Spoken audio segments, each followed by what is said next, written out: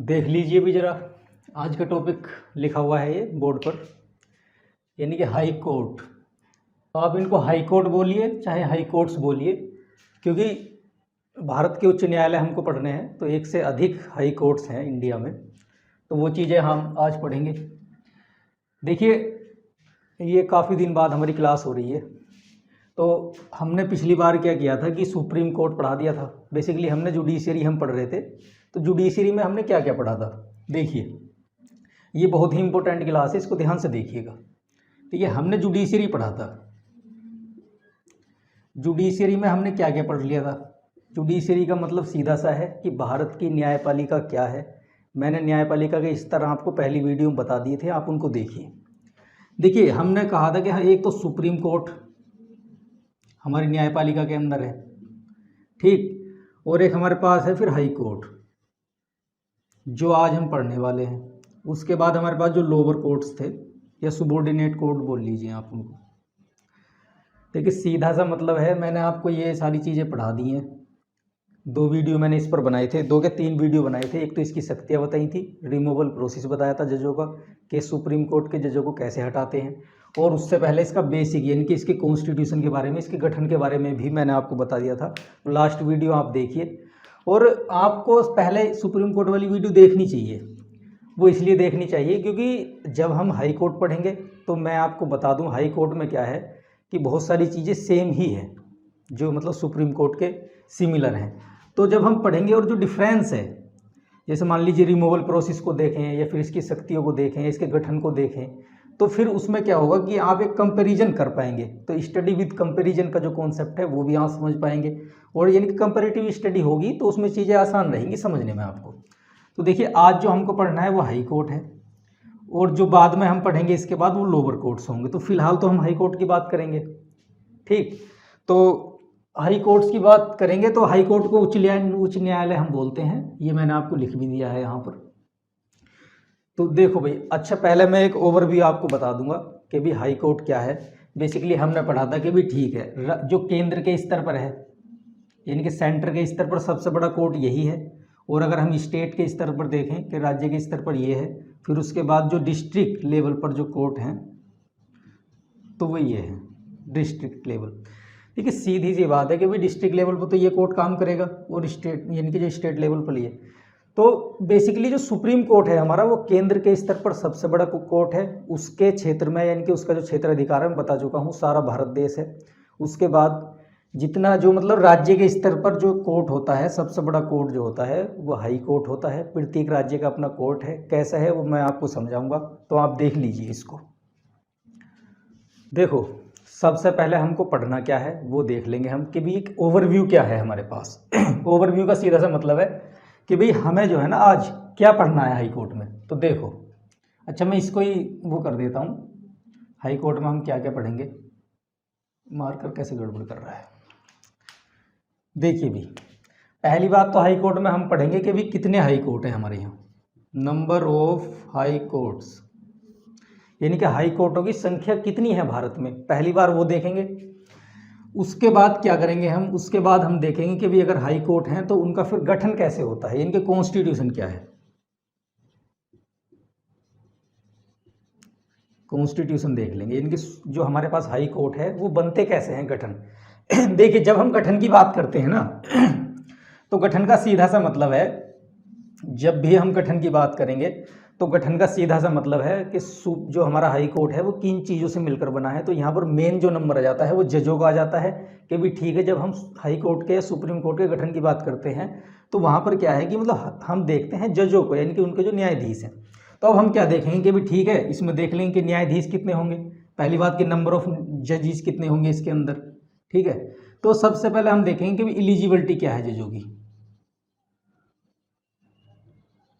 Eligibilities कह लीजिए या आप क्वालिफिकेशन कह लीजिए, इसका मतलब है कि जजों की योग्यताएं क्या होंगी, कौन लोग जो हाई कोर्ट के जज बनने के योग्य हैं। दूसरी बात, अगर इनके मतलब योग्य हैं तो इनकी अपॉइंटमेंट कैसे होती है। फिर देखिए, एक होता अपॉइंटमेंट और एक होता चुनाव, जो इलेक्शन के द्वारा होता है। अपॉइंटमेंट और जो इलेक्टेड यानी कि चुनाव में यही डिफरेंस है कि वो व्यक्ति चुनाव के द्वारा आता है और अपॉइंटमेंट में किसी व्यक्ति को जो है सीधे उठाकर उस पद पर बैठा दिया जाता है। ये डिफरेंस मैं आपको पहले भी बता चुका हूँ। दूसरी चीज़, अगर किसी उनका अपॉइंटमेंट हो गया, नियुक्ति होगी, तो फिर वो शपथ भी लेंगे। तो उनका शपथ का प्रोसेस क्या रहेगा ये मैं आपको बताऊंगा।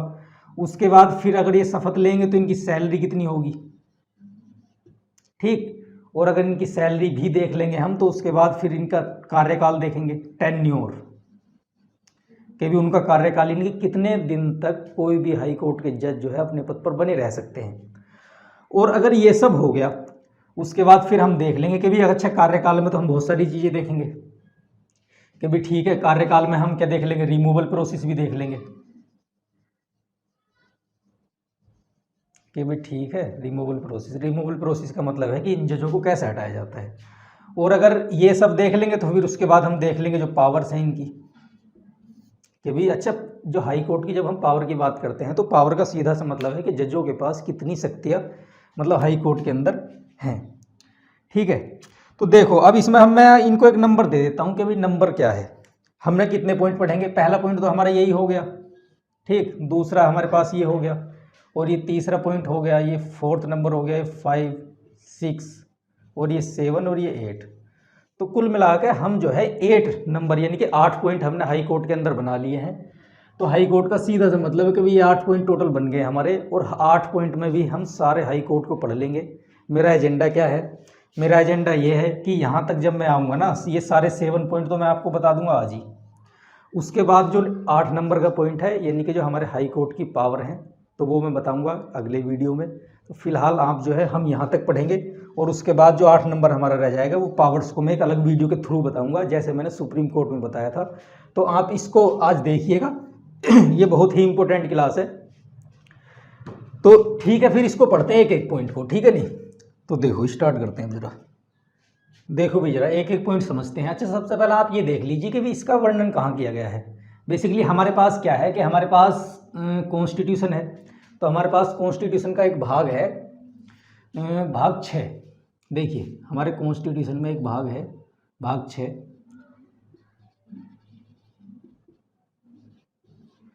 हमारे कॉन्स्टिट्यूशन का एक भाग है, भाग 6, और उसका ही एक चैप्टर है, चैप्टर नंबर 5। तो उस चैप्टर नंबर 5 का नाम है, उस चैप्टर नंबर 5 का आप नाम देखिए, उसका नाम है the high courts in the state. इसका मतलब है कि राज्यों के उच्च न्यायालय। देखिए इस वाले भाग का वर्णन है तो वो कहाँ तक किया गया है, आप ये देख लीजिए 214 से लेकर 231।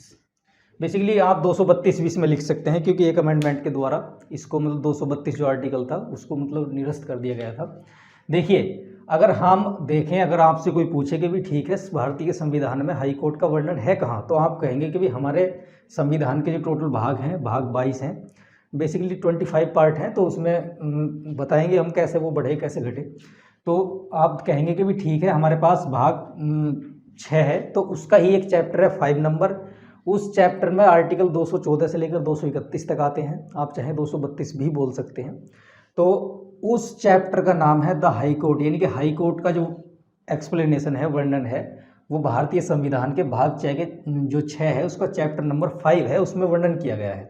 तो 214 से लेकर 231 तक जितने भी आर्टिकल हैं वो हमारे हाई कोर्ट के बारे में है। तो आप एक आइडिया ये रखिए कि भी ठीक है 214 से लेकर 231 तक इसका जो है वर्णन किया गया है भारतीय संविधान में।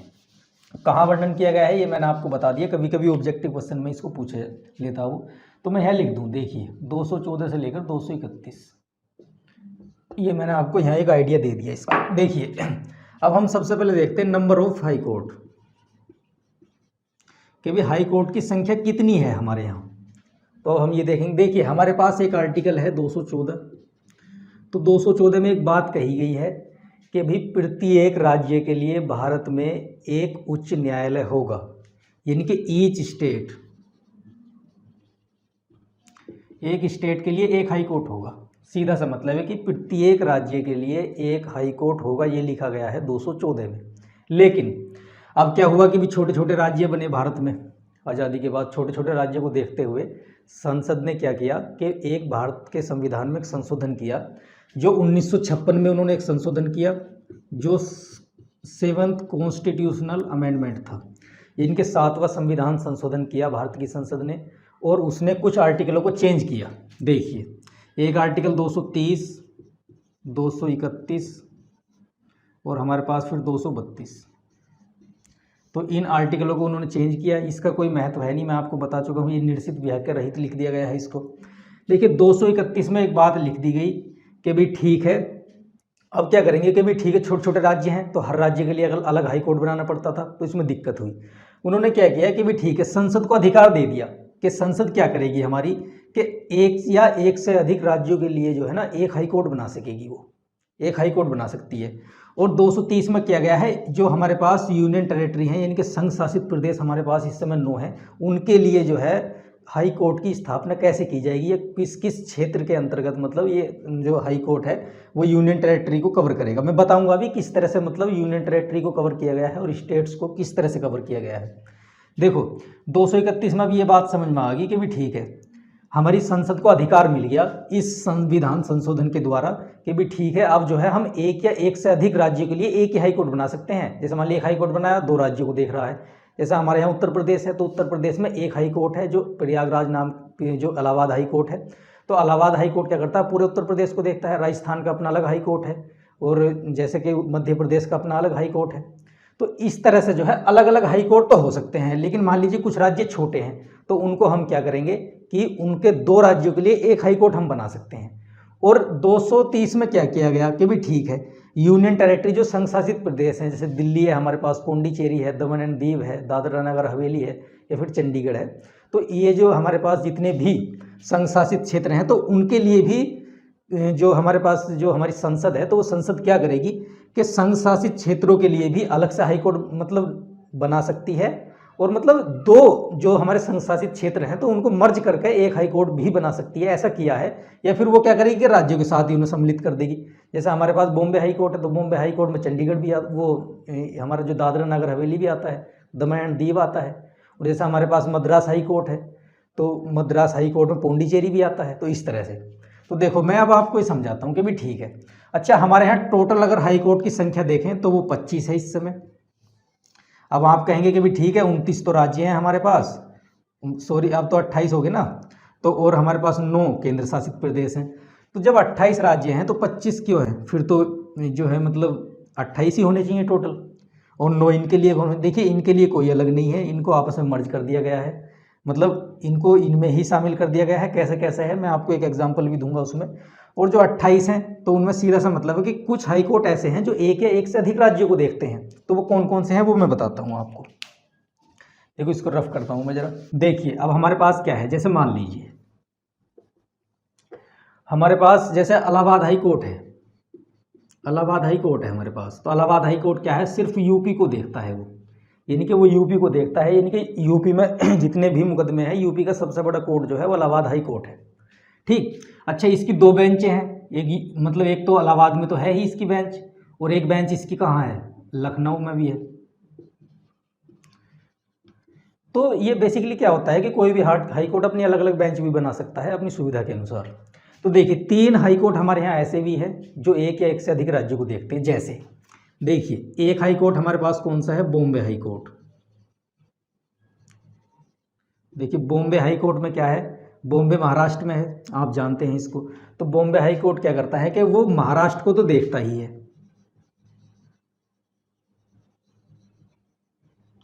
देखिए महाराष्ट्र को तो देखता ही है, प्लस वो गोवा को भी देखता है। गोवा के पणजी में उसने अपनी बेंच बना रखी है, उसके माध्यम से देखता।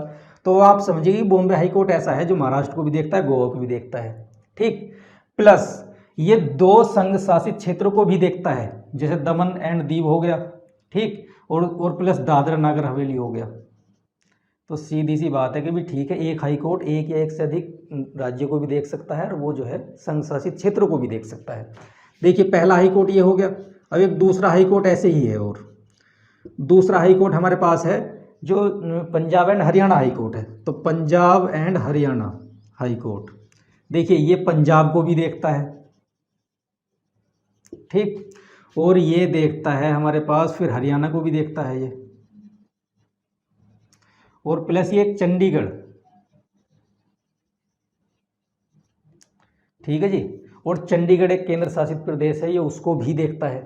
इसी तरह से एक तीसरा कोर्ट और है जो गुवाहाटी हाई कोर्ट है हमारे पास, गुवाहाटी हाई कोर्ट है। तो वो 4 राज्यों को देखता है। देखिए वो 4 राज्यों को देखता है। पहला, वो असम को तो देखता ही है, वो अरुणाचल प्रदेश को भी देखता है, वो मिजोरम को भी देखता है, और वो जो है एक नागालैंड को भी देखता है। अब आप इससे एक चीज़ समझ गए होंगे कि भाई एक हाई कोर्ट एक या एक से अधिक राज्यों को भी देख सकता है, एक या एक से अधिक राज्यों के मुकदमे भी सुन सकता है। ऐसे 3 हाई कोर्ट हमारे सामने है, बॉम्बे हाई कोर्ट है, और पंजाब और हरियाणा हाई कोर्ट है, गुवाहाटी हाई कोर्ट है। गुवाहाटी असम अरुणाचल प्रदेश को देखता है, मिजोरम को देखता है, नागालैंड को। और एक या एक हाई कोर्ट क्या करता है कि खुद वो एक केंद्र शासित प्रदेश को भी देख सकता है। अब हमारे पास केंद्र शासित प्रदेश में सिर्फ दिल्ली एक ऐसा केंद्र शासित प्रदेश है जिसका अपना अलग हाई कोर्ट है, दूसरा कोई केंद्र शासित प्रदेश 9 में से है नहीं। 8 केंद्र शासित प्रदेश ऐसे हैं जिनके अपने हाई कोर्ट नहीं है, वो किसी न किसी राज्य के साथ हैं। जैसे पौंडीचेरी मद्रास हाई कोर्ट में आता है, और जो हमारे पास अंडमान निकोबार द्वीप समूह है तो वो जो है उसके जो मुकदमे हैं वो हमारे पास जो कैलकाटा हाई कोर्ट है वो देखता है। और फिर हमारे पास जैसे कि दूसरा आ गया एक, यानी कि चंडीगढ़ वाला तो ये हो ही गया हमारे पास, ये हो गया। अभी चंडीगढ़ जब है तो ये पंजाब और हरियाणा हाई कोर्ट देख रहा है। और जो Jammu and Kashmir high court है तो वो जम्मू कश्मीर को और लद्दाख यानी कि दोनों यूनियन टेरिटरी को देखता है। तो इस तरह से ये जो है मतलब जो केंद्र शासित प्रदेश हैं वो भी देखते हैं। अब आपको एक चीज़ याद रखनी कि दिल्ली हाई कोर्ट सिर्फ ऐसा है जो सिर्फ एक केंद्र शासित प्रदेश को के लिए बना गया है, बाकी यूटीज़ के लिए कोई भी ऐसा मतलब हाई कोर्ट नहीं है। तो अब आप इससे एक अर्थ मतलब ये देख लेंगे कि भी ठीक है। अच्छा, आपको इसमें एक चीज़ और समझनी होगी कि आप इनको देख लेना, मैंने कुछ चीज़ें आपको लिखवा दी हैं और आप इनको सर्च भी कर लेना कि भाई ठीक है कौन कौन से हाई कोर्ट ऐसे हैं जो सबको देखते हैं। बाकी मैंने सारी चीज़ें आपको बता दी हैं, और आप देख लेना कि कौन से हाई कोर्ट के अंतर्गत कौन सा यूटी यानी कि कौन सा संघ शासित क्षेत्र आता है। इस तरह से जैसे Chandigarh Punjab and Haryana high court में आता है, इसी तरह से जो बॉम्बे हाई कोर्ट है, जो दादरा नगर हवेली है वो भी उसमें आता है, और जो दमन एंड दीव है वो भी उसी में आता है। ठीक है, तो इस तरह से आप देख सकते हैं। जैसे लक्षद्वीप वगैरह है तो लक्षद्वीप किस में आ गया, उसमें केरला में आ गया हमारे पास। तो इस तरह से अब हम देखेंगे हाई कोर्ट का गठन। देखिए दूसरा पॉइंट हमारा क्या है कि भाई हाई कोर्ट का गठन कैसे होता है, यानी कि कॉन्स्टिट्यूशन। तो हाई कोर्ट के गठन के बारे में हम देख लेंगे।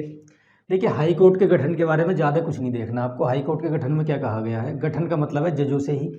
216 हमारे पास एक आर्टिकल है, 216 में एक बात कही गई है कि भाई ठीक है जो हाई कोर्ट है हमारा वो एक तो सीजेआई उसमें होगा, सीजे यानी कि चीफ जस्टिस जिसे हम मुख्य न्यायाधीश बोलते हैं। तो एक तो होगा मुख्य न्यायाधीश, और प्लस अन्य जज होंगे जो अदर जज हैं, अन्य न्यायाधीश या अन्य जज होंगे। तो इस 216 में एक बात कही गई है कि किसी भी यानी कि भारत का कोई भी हाई कोर्ट जो है ना वो क्या करेगा कि एक तो उसमें मुख्य न्यायाधीश होगा और उसके अलावा कुछ जज होंगे। कितने जज होंगे, संविधान यहाँ पर मौन है, संविधान ने कुछ बात नहीं कही। उसने कहा कि जैसा राष्ट्रपति उचित समझे। इनके ये जो है किसी भी हाई कोर्ट में कितने जज होंगे ये राष्ट्रपति के विवेक पर छोड़ दिया गया है, इसकी स्पष्ट व्याख्या नहीं है।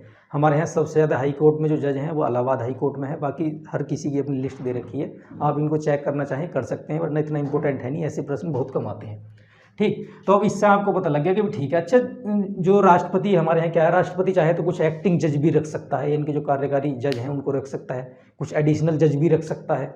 जैसे मतलब आधे से ज़्यादा जज जो है इलाहाबाद हाई कोर्ट में जो है वो एडिशनल जज के तौर पर काम करते हैं, तो इस तरह से रख सकता है वो। देखिए अब हमें क्या देखना है इसमें, अब हम देखेंगे कि भी जज जो है किस प्रकार से नियुक्त किए जाते हैं। तो सबसे पहले हम देखेंगे एक चीज़ इसमें कि जजों की योग्यताएं क्या है। योग्यताएं आप कहिए इनको एलिजिबिलिटी कहिए आप इनको, या आप इनको एबिलिटी कहिए, कि जजों की योग्यताएं क्या है। देखिए पहली योग्यता जज की क्या है कि वो भारत का नागरिक होना चाहिए, सिटीजन ऑफ इंडिया। देखिए पहला तो किसी कोई व्यक्ति हाई कोर्ट का जज तभी बनेगा वो भारत का नागरिक तो होना ही चाहिए, बाहर का व्यक्ति नहीं होना चाहिए। नागरिकता क्या है, नागरिकता कैसे मिलती है, इसके विषय में कभी चर्चा होगी। तो देखिए भाई सिटीजन ऑफ इंडिया यानी कि भारत का नागरिक होना ही चाहिए। दूसरी कंडीशन क्या है, 10 साल का एक्सपीरियंस होना चाहिए उस व्यक्ति को, या तो उसको मतलब एज ए लॉयर, या तो वो एज ए लॉयर रहा हो। कहाँ लॉयर रहा हो वो, हाई कोर्ट में 10 साल तक। ये कोई भी उसने मतलब जो न्यायिक ऑफिस का पद है, मतलब जो जुडिशियल ऑफिसर का पद है, तो उसने कोई न्यायिक अधिकारी का पद ग्रहण किया हो, 10 साल के लिए भारत के किसी भी मतलब जो हमारे राज्य क्षेत्र के जो किसी भी कोर्ट में मतलब 10 साल तक वो क्या रहा हो, कोई अधिकारी न्यायिक पद पर रहा हो, 10 साल का उसको एक्सपीरियंस होना ही चाहिए, तभी वो जो है एज ए लॉयर तब जाके वो जो है मतलब एक तरह से जो हमारा हाई कोर्ट है उसका जज बनने की योग्यता रखता है। अब देखिए ये तो हो गया, अब हमको एक एक पॉइंट अच्छा हम समझ रहे हैं। तो इसमें क्या है कि भी ठीक है, अगर कोई व्यक्ति 10 साल का एक्सपीरियंस रखता है और वो भारत का नागरिक है तो वो जज बन सकता है, लेकिन जज बनेगा कैसे है, उसकी योग्यता मतलब जो नियुक्ति कैसे होगी, इसकी नियुक्ति कौन करेगा, तो इसको अपॉइंटमेंट कहिए या आप उसको नियुक्ति कहिए। देखिए भाई ये कौन सा पॉइंट हमारा चौथा हो गया होगा। ठीक, देखिए जजों की नियुक्ति कैसे होती है। जजों की नियुक्ति सेम वैसे होती है जैसे भारत में सर्वोच्च न्यायालय के न्यायाधीशों की नियुक्ति होती है, वो मैं आपको बता चुका हूँ, लेकिन इसमें एक आइडिया ले लीजिए आप। देखिए जजों की नियुक्ति कौन करेगा। पहले क्या होता था कि पहले का सिस्टम क्या था जजों की नियुक्ति करने का, पहले क्या करता था, पहले राष्ट्रपति करता था। राष्ट्रपति क्या करेगा, मुख्य न्यायाधीश से सलाह लेगा, भारत के CJI chief justice of India से सलाह लेगा। उसके बाद क्या करेगा, वो परामर्श करेगा उस राज्य के राज्यपाल से। अब जैसे ही राज्यपाल का मतलब इसमें नाम आ गया तो इसमें जो है ना मतलब जो सरकार की भूमिका बढ़ गई। और फिर क्या करेगा कि जिस हाई कोर्ट के जज में मतलब नियुक्ति होनी है जिस भी राज्य के, से इलाहाबाद हाई कोर्ट में होनी, तो इलाहाबाद हाई कोर्ट का जो मुख्य न्यायाधीश है उससे सलाह ली जाएगी। लेकिन सरकारी हस्तक्षेप को सरकारी जो ये हमारे पास सरकारी हस्तक्षेप है उसको कम करने के लिए, सरकार की भूमिका को कम करने के लिए एक कोलेजियम सिस्टम आया जो सुप्रीम कोर्ट में भी है। तो इसकी नियुक्ति कैसे होती है, कोलेजियम सिस्टम से। देखिए कोलेजियम सिस्टम मैं आपको अच्छे से बता चुका हूँ, कोलेजियम प्रणाली से होती है। इसमें क्या होता है, अब यानी कि वर्तमान की प्रणाली बता रहा हूँ कि हाई कोर्ट के जज कैसे नियुक्त किए जाते हैं। एक तीन जजों का पैनल बनता है। उन तीन में कौन कौन होते हैं, देखिए एक तो CJI होता है भारत का मुख्य न्यायाधीश, और जो 2 जज होते हैं यहाँ पर, ये 2 जजेज होते हैं। देखिए हाई कोर्ट के जज को नियुक्त करने के लिए 3 जजों का पैनल बनता है, 3 व्यक्तियों का। वो तीन व्यक्ति कौन होते हैं, देखिए एक तो हाई कोर्ट जो मुख्य न्यायाधीशों का भारत के उच्च न्याय मतलब उच्चतम न्यायालय का यानी कि सुप्रीम कोर्ट का, और 2 जज ही सुप्रीम कोर्ट के होंगे जो सीनियर मोस्ट होंगे यानी कि वरिष्ठतम जज होंगे। तो इन 3 लोगों का एक पैनल बनेगा और ये 3 लोग क्या करेंगे, अपनी लिखित सलाह देंगे, किसी के नाम की अनुशंसा करेंगे, राष्ट्रपति को भेजेंगे कि ठीक है राष्ट्रपति महोदय हमारी तरफ से ये 2 नाम है या 3 नाम जितने भी पद खाली हैं इनको आप जो है मतलब हाई कोर्ट का जज जो है बना सकते हैं। इस तरह के और रिकमेंडेशन भेजेंगे राष्ट्रपति को। राष्ट्रपति को ये जो सलाह दी जाएगी आम सहमति से दी जाएगी, यानी कि अगर इनमें से एक व्यक्ति भी सहमत नहीं है तो उस व्यक्ति का नाम जज बनने के लिए नहीं भेजा जाएगा। और अगर राष्ट्रपति को इससे कोई भी ऑब्जेक्शन है तो राष्ट्रपति इनको वापस भेज सकता है और फिर इनको वो सलाह भी जो है लिखित में देनी होगी, यानी कि हर सलाह इनको लिखित में देनी होगी। आम सहमति से निर्णय लेगा ये पैनल, और जो मुख्य न्यायाधीश है उसकी वैल्यू भी सलाह की उतनी ही होगी जितनी अन्य जो दूसरे 2 सीनियर मोस्ट जज हैं। ठीक, तो 3 व्यक्तियों का पैनल बनेगा। अच्छा सुप्रीम कोर्ट में क्या था, मैंने आपको सुप्रीम कोर्ट में क्या था कि 5 जज होते थे, 5 जजों का पैनल बनता था। 5 यानी कि एक तो मुख्य न्यायाधीश, 4 अन्य जज होते थे। तो उसमें भी यही प्रोसेस था, बट डिफरेंस इतना है यहाँ पर 3 जजों का पैनल बन रहा है नियुक्ति के लिए, वहाँ पर क्या होगा 2 मतलब 5 जजों का पैनल बनता था। तो ये आप डिफरेंस एक भी यहाँ पर याद रखिए। ठीक, अब भाई जजों की नियुक्ति हो गई। जैसे ही जजों की नियुक्ति हुई तो अब जज क्या करेंगे कि ठीक है जज शपथ लेंगे फिर। तो ये हमारा 5वां पॉइंट हो गया। को भी ओथ यानी कि शपथ कैसे ली जाएगी। शपथ देखिए शपथ में कुछ नहीं है, शपथ कौन दिलाएगा, गवर्नर। गवर्नर दिलाएगा। अगर गवर्नर नहीं है तो गवर्नर किसी ऐसे व्यक्ति को नियुक्त करेगा, यानी कि राज्यपाल। जैसे मान लीजिए हमारे पास क्या है, इलाहाबाद हाई कोर्ट है। हम इलाहाबाद का ही एग्जाम्पल क्यों ले रहे हैं, कहीं का भी एग्जाम्पल ले लीजिए। इलाहाबाद हाई कोर्ट है तो इलाहाबाद हाई कोर्ट में क्या है कि कोई भी व्यक्ति अगर जज की शपथ लेता है तो उसको गवर्नर, यहाँ की जो गवर्नर है इस समय वर्तमान में आनंदीबेन पटेल, वो दिलवाएंगी। और अगर गवर्नर उपस्थित नहीं है तो गवर्नर किसी ऐसे व्यक्ति को नियुक्त कर सकते हैं इसके लिए जो शपथ दिलाएगा, फिर वो व्यक्ति दिलाएगा, क्या दिक्कत है। शपथ में देखिए क्या लेते हैं, जो सुप्रीम कोर्ट के जज शपथ में कहते थे वही ये जज भी कहते हैं। मैंने आपको बता रखा है उसमें क्या कहते हैं। ये सिर्फ ये कहते हैं कि भारतीय संविधान के अकॉर्डिंग काम करूंगा, देश की एकता अखंडता को बनाए रखूंगा, यूनिटी एंड इंटीग्रिटी को मेंटेन करके रखूंगा, और भारतीय समाज के लिए कार्य करूंगा, और विधि के समक्ष रहते हुए कार्य करूंगा जो इंडियन कॉन्स्टिट्यूशन के अकॉर्डिंग। तो ये सब चीज़ें अपनी शपथ में कहते हैं। ठीक, और अगर इन्होंने शपथ ले ली तो फिर 6 नंबर पर इनकी सैलरी, कि भाई शपथ तो ले ली, सैलरी कितनी है इनकी, तनख्वाह कितनी है। देखिए तनख्वाह दो लोग हैं इसमें, एक तो मुख्य न्यायाधीश है और एक जो अदर जज है। ठीक है जी। मुख्य न्यायाधीश की सैलरी पहले तो बहुत कम थी, 90,000 थी। अब क्या हुआ कि 2,50,000 सैलरी है इनकी, ठीक है जी। और जो अन्य जज हैं उनकी 2,25,000 है, थोड़ा सा डिफरेंस है बस 25,000 रुपये का, ठीक है जी। जो मुख्य न्यायाधीश है हाई कोर्ट का, जो सबसे बड़ा जज है, उसकी तो होगी भाई 2.5 लाख रुपये एक महीने की। और अगर कोई व्यक्ति अन्य जज है तो उसकी सैलरी होगी 2,25,000 रुपये, यानी कि 2.25 लाख रुपये। और अगर ये व्यक्ति रिटायर हो जाते हैं, तो जैसे मान लीजिए मुख्य न्यायाधीश रिटायर हुआ तो उसका 2.5 लाख वेतन है, तो उसको 2.25 लाख रुपये पेंशन के तौर पर, यानी कि जितने अंतिम माह का उसका वेतन था उसकी 50% उसको पेंशन के तौर पर मिलता रहेगा। दूसरी चीज़ ये है कि इनको बहुत सारी सुविधाएं मिलती हैं, मैंने आपको बताया था, जैसे सुप्रीम कोर्ट के जजों को मिलती है, ऐसी हाई कोर्ट के जजों को भी अन्य सुविधाएं मिलती हैं। जैसे हेल्थ सर्विस मिलती है, स्वास्थ्य की सुविधा मिलती है, मेडिकल सर्विस यानी कि, और उसके बाद टेलीफोन की सर्विस मिलती है। और उसके पास इनके जो इनको एक वाहन दिया जाता है सरकारी, एक सरकारी आवास दिया जाता है। तो इस तरह की तमाम तरह की सुविधाएँ इनको मिलती हैं वेतन भत्तों के रूप में। तो हम 6 पॉइंट तक पहुँचे। अब हमारा लास्ट पॉइंट रहेगा कि भी ठीक है, ये पद इन्होंने तनख्वाह भी ले रहे हैं, ये लोग आराम से पद पर भी आ गए हैं, तो ये लोग जो है मतलब किस तरह से मतलब इनको हटाया जा सकता है, ये इनका कार्यकाल कितना होता है, तो वो देख लीजिए आप। ये इंपॉर्टेंट पॉइंट है, इस तरह से प्रश्न पूछे जा सकते हैं। देखिए कार्यकाल कितना है इनका, टेन्योर, आप इसको लिख लीजिए, टेन्योर बोलते हैं इसको। देखिए कार्यकाल कुछ नहीं है, संविधान में लिखा गया है कि इनका कार्यकाल 62 वर्ष हो सकता है, 62 ईयर्स, यानी कि कोई भी व्यक्ति जो है ना 62 वर्ष का होते ही रिटायर हो जाएगा, सीधी सी बात है। और अगर मिनिमम एज की बात मैं करूं तो 45 ईयर्स है। देखिए 45 ईयर्स का सीधा सा मतलब है, भारतीय संविधान में मिनिमम एज का कोई वर्णन नहीं है, भारतीय संविधान में सिर्फ मैक्सिमम एज का है, इनके 62 वर्ष की आयु में वो व्यक्ति रिटायर हो जाएगा जज के पद से, चाहे वो मुख्य न्यायाधीश हो चाहे वो दूसरा जज हो। लेकिन एक आम सहमति है कि भी ठीक है, कम से कम 45 वर्ष का व्यक्ति मिनिमम होना ही चाहिए। अभी रिटायर हो जाएंगे इतने मतलब उम्र में 62 साल की। और भी अन्य कारण हो सकते हैं, सुप्रीम कोर्ट का जज जब अपने पद से हटाया जा सकता है। देखिए दूसरा एक कारण ये हो सकता है कि वो रिजाइन दे दे। रिजाइन किसे देगा, वो प्रेसिडेंट को।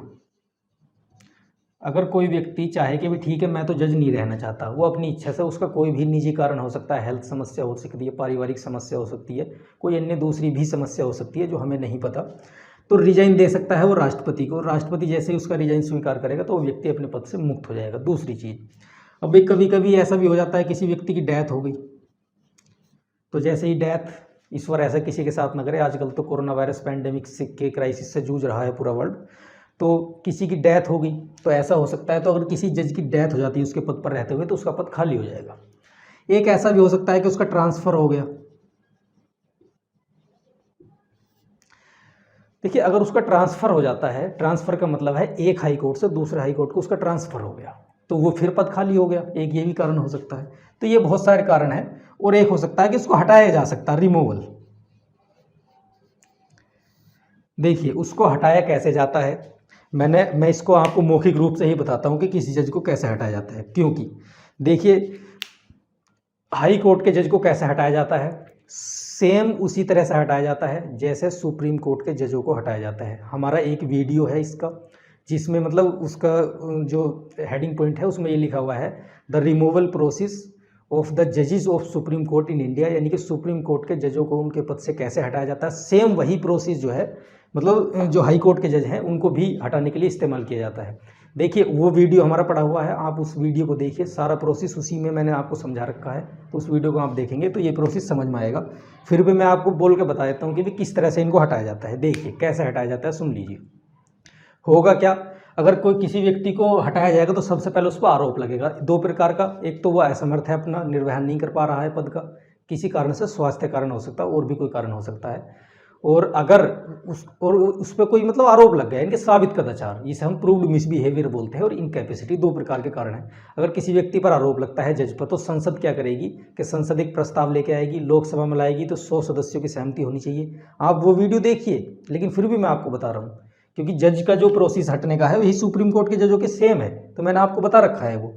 तो अगर वो क्या करेंगे कि भी ठीक है, अगर लोकसभा में प्रस्ताव जाएगा संसद के द्वारा, संसद कहेगी हम तो इन्हें हटाना चाहते हैं, तो 100 सदस्य होने चाहिए उनके लिए।